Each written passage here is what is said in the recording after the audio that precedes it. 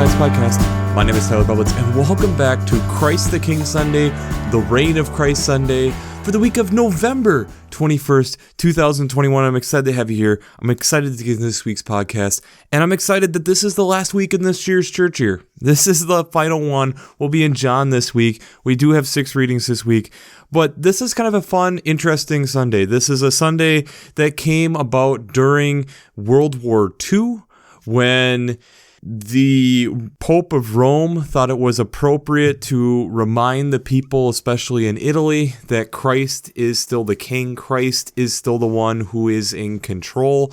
And so this is kind of a newer church holiday, but it is an interesting spot to kind of wrap up the church year, as next week we start Advent and start rolling into the book of Luke. But I think it's also this interesting way, like I stated, of wrapping things up and kind of looking at things in a much broader context. And I think it really works quite well with what we had the Twitter question to be last week, is where have you seen the fingerprints of God outside yourself recently? And for me, it was, I stumbled across an old Radiolab interview from 2008, of all places, and I was listening to the radio and it happened to come up, and I'll attach it down in the show notes. It's really, really good and interesting studying, talking about the pheromone that is released in ants to let ants know who's dead, who's not. But what was really fascinating was the last 2-3 minutes of the interview. And the interview is with E.O. Wilson, who got his PhD from Harvard and was a biologist there, who spent his scientific career at both Harvard and Duke. But he was then discussing how, in his opinion, and it was a little bit controversial, humans are this very narrative species. We like telling stories. We like imagining and thinking of our lives in a narrative format. Hence, we're listening to this podcast, hearing the narrative stories of the Bible being retold and talked about. But then he likes looking at science in that same type of way, that we are making narrative hypothesis or having multiple hypotheses on how this narrative for different animals around the world or different plants is formed. And when I listened to it initially on the car driving, I thought, this is exactly what I've been trying to do for nearly 4 years now, is trying to take the science that sometimes we see as so divisive, so challenging, and trying to make it that, yes, there is a story here, and this is something that we can be used to help support our faith. And understanding the science of what is going on helps provide more narrative context to what we're actually looking at in Scripture, and being able to make certain things more relatable. And so that's one of the things that I really enjoyed this week, and it was one of the places where I saw the fingerprints of God. And I think it's one of the ways that in our lives we can look around us and really see the fingerprints of God. So let's just jump into it this week. The alternative Old Testament text is coming from 2 Samuel chapter 23, verses 1-7. This is kind of a unique spot to kind of drop in just very quickly, and it's the last words of David as he's about to die, recognizing that it's the Lord who has given him a lot of these things, given him the tongue to be able to speak with the authority. It's God who is able to bring both fear and comfort. I really like here, starting in verse 3, the God of Israel has spoken, the rock of Israel has said to me, one who rules over the people justly, ruling in the fear of God, is like the light of the morning, like the sun rising on a cloudless morning, gleaming from the rain on the grassy land. And that it's through that if you think about it, that as we know, that the light provides fuel. You have the grass there, the rain that came overnight, and God being in that, feeding it and giving it the water it needs, but then also the sunlight to be able to fuel the plant growth. And talking about then also the ones without are like thorns that are cast aside to be picked up later. That it's just something that will be consumed. The psalm that goes with that is Psalm 132, verses 1 to 12, and optionally 13 to 18. This continues a little bit in that theme of remembering David and what he was able to do, but also then what then the Lord was doing for the people. And I think that's one of the things that's kind of unique in this is that, yes, we fear God. Yes, we trust God. And yes, it's this one that as we continue to lean into and recognize what God is doing, that this will continue to provide and bring results of where God is wanting us to be. And it's going to be things of our benefit to be able to bring us in deeper relationship and help us understand more the joy, the salvation, the love that God has for us in these different ways. The other alternative Old Testament reading is out of Daniel chapter 7, verses 9 and 10 and 13 and 14. Again, remembering like we talked about last week that Daniel is an apocalyptic type text book, and especially that this was a very popular type of text various different times in Scripture. But this is kind of giving us the image of what we think of as God, that sitting on the throne in white with the pure white hair, and yet there's thousands upon tens of thousands serving him, and that it has dominion over the whole thing, and that it shall not be destroyed. The dominion, the kingdom of what God has created will not be destroyed.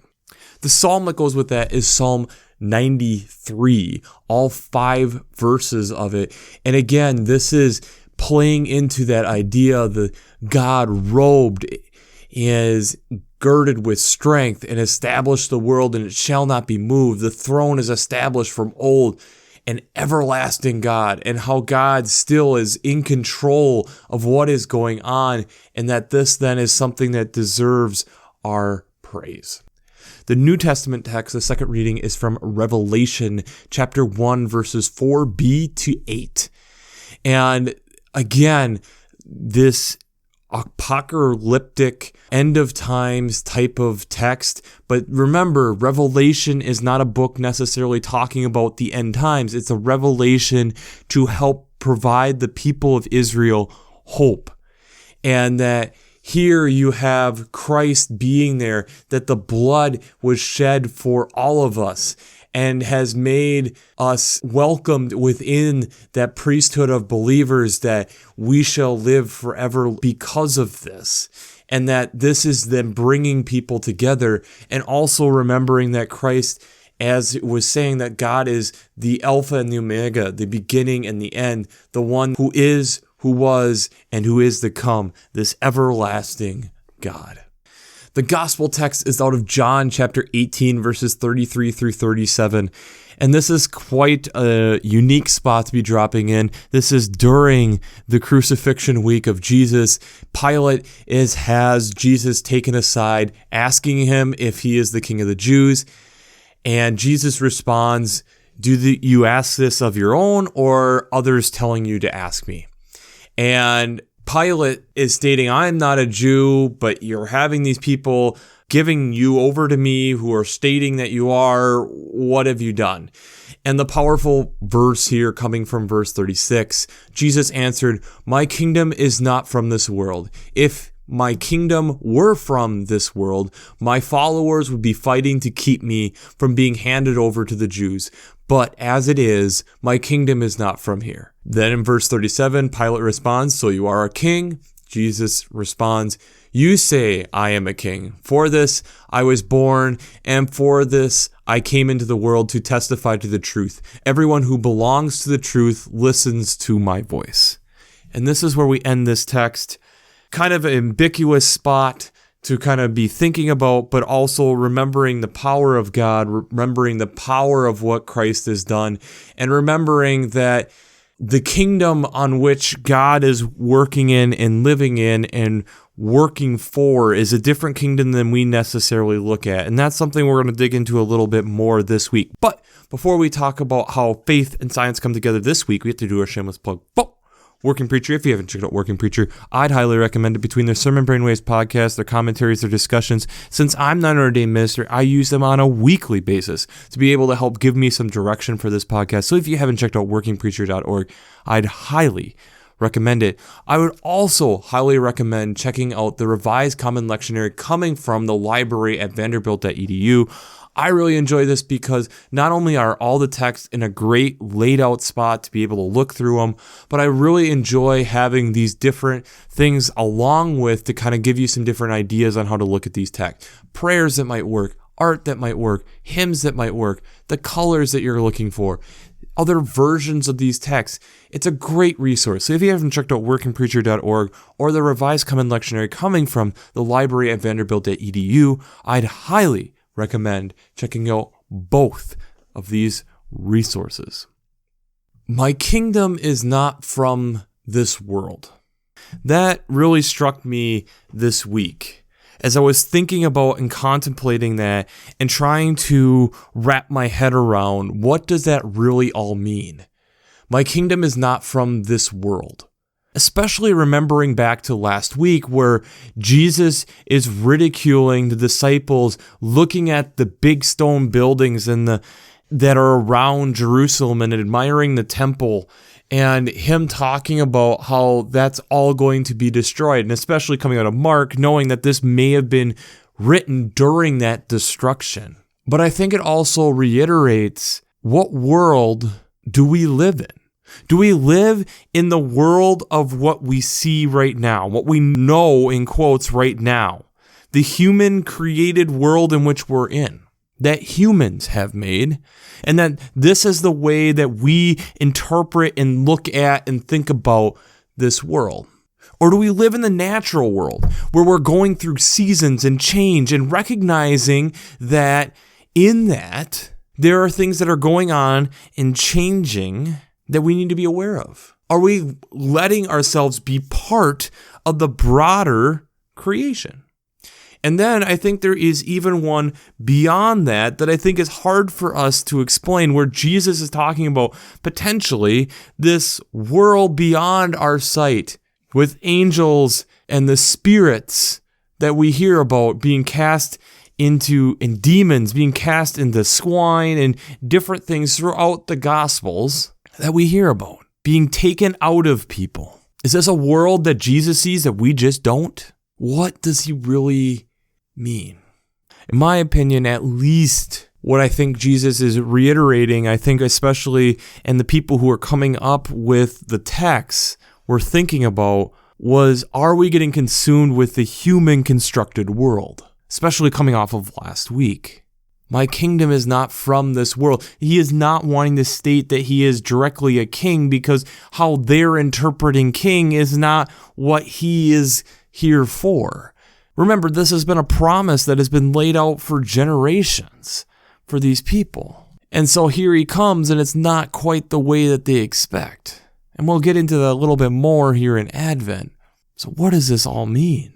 As I was thinking about this, the thing that kind of came to my head was the COP26 climate change summit that just wrapped up last week from the United Nations. And this is bringing the world together to try to talk about the science of what was going on. And can we keep the 1.5 degrees Celsius alive? That we're not trying to warm the earth by 1.5 degrees Celsius by 2100 or 2.7 degrees Fahrenheit. And that, according to this NPR article, and again, I'll link it down below, that we are at a rate of, over the next 9 years, increasing our emissions by 14%, and instead in this document trying to reduce our emissions by 45% by 2030. And many scientists stating that to 2020s are the decade that this has to get done if it's going to happen. If we're going to keep under 1.5 degrees Celsius, this is the decade we have to do it. Now, in this summit, there was discussions on, was the deadlines and different things that we're looking at happening fast enough? And there's been lots of discussions about that. But one of the things that I felt, at least coming out of this and looking at this, that I felt optimistic is at least countries agreed to speed up their climate planning, to speed up what they're doing, to try to come together again next year to work together on how they're going to continue to move forward.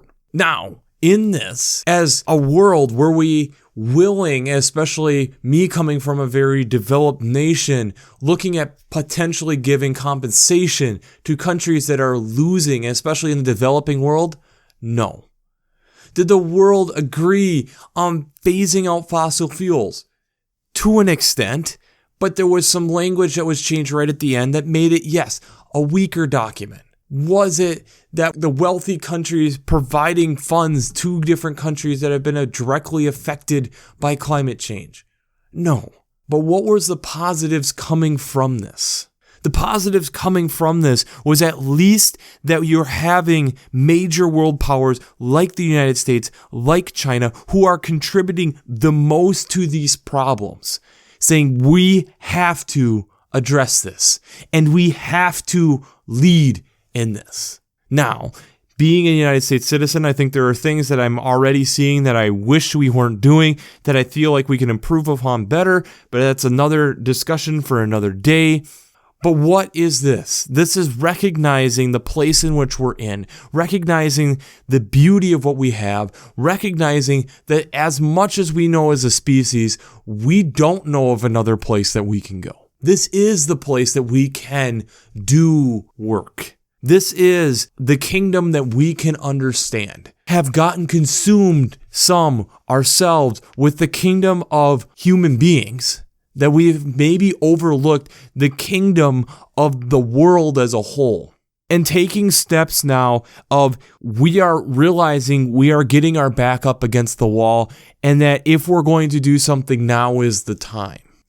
And I think it's recognizing that that kingdom of the world isn't going to necessarily fail. It will change, and it might change to the point where we no longer work well in that world. And that's the thing, what we're putting our back up against right now. And I think that's where it fits well with these texts.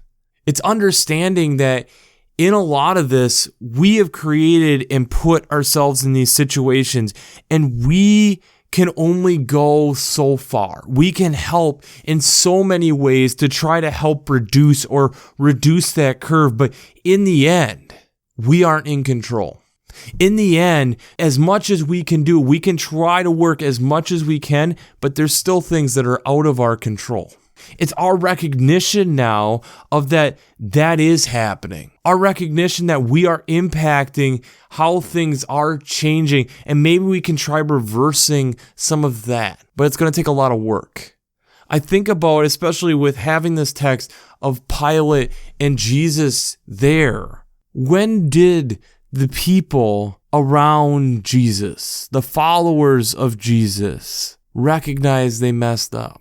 See, realize that this text that we have it's an interesting text, that this is before they crucify him. Like, this is still an opportunity that we could change something. Yes, Jesus, for this time period at this place, being in his early 30s, being an old man for this community because of the hard work and things that were going on, there was still a chance to change things. And as human beings, we got consumed and wrapped up in our own self-interests, or Rome in this case got consumed and wrapped up in the idea of this being a threat, or the Jews being wrapped up with the idea that this guy is too radical to change, or the church, like right now, realizing that we have to change. Like the environment right now is begging us we need to revise our lives to be able to continue to work in this ecosystem. And that's where this text is. Realizing that there is a fine balance of God being in control, but we still contribute to helping take care of this place. Remember, God is in control, but still gives us an opportunity to lead, like King David, recognizing the kingdom of the people. The Revelation text reminding us that we are all God's people and that God has always been there, but God is willing to work with broken people. as we're in this broken world, this place that's far from perfect, that God is still willing and able to work with that. Is COP26, the UN climate change initiative, is this going to be the thing that changes the world forever? Probably not, because there's going to have to be additional things to be able to make it to the place that it needs to be. But is it potentially a start? Is it potentially a place that we can build upon as a world to be able to build momentum towards something? That's possible. Just like the mobs of people, somebody had to start the idea that we would get later on in that John text of crucify him, crucify him. Is this the type of bill that builds and starts that ball rolling of how can we modify our habits, especially in developed nations, to reduce our impact so that not only us but our neighbors can survive? Are we willing and able to recognize that? And as we talked about last week, talking about how if floodwaters rise, the environmental costs, the housing costs, the economic costs that would all happen, are we willing and able to confront that and recognize that we then have a factor in this? That yes, God is in control, but yes, God is giving us the ability here to help have God's will done. Are we listening to that? Are we letting the voice of God run through us like King David? Are we recognizing and fearing God in the way of a person of great respect? I think these are questions and where we're at. That's an interesting and fascinating place to be. Coming to the table is a start. Making initial agreements is a start. Is this something that actually is going to be life-changing? Is it going to be more than just writing it as a New Year's resolution on the wall, or is it actually something that you're checking off that gets done? That's where we're at. We, as a people, and the people of the time, missed the boat of what Jesus was talking about during his ministry. We could get it and then we lose it, and we get it and then we lose it. Jesus is talking about, in my opinion, a kingdom much greater than just humankind. A kingdom of recognizing God's handiwork all around us. Not just a kingdom of a territory of people. Not just a kingdom of people. Something greater than that. Are we, as people, willing to recognize a kingdom greater than ourselves? That's your shorter question of the week. Are we, as people, willing to recognize and acknowledge a kingdom greater than ourselves? Because that's the beginning of the healing. Acknowledging a kingdom greater than just ourselves. As people, we struggle to recognize kingdoms of people who look different than us, then act different than us, for whatever different reason, that we like separating out people and can't recognize them as a kingdom of people, that we all then are under a bigger kingdom together. How then are we supposed to recognize a kingdom outside of the Homo sapien species? And I'm not talking purely scientific nomenclature here. I'm talking a kingdom that's much greater than the human context. We like putting things in the boxes, but this is something that I think is much more of a gradient that all blends together. We're in that spot right now that we need to be able to recognize that and be able to do something. And the thing is this isn't just legislators. This isn't just some country over there or some state over there.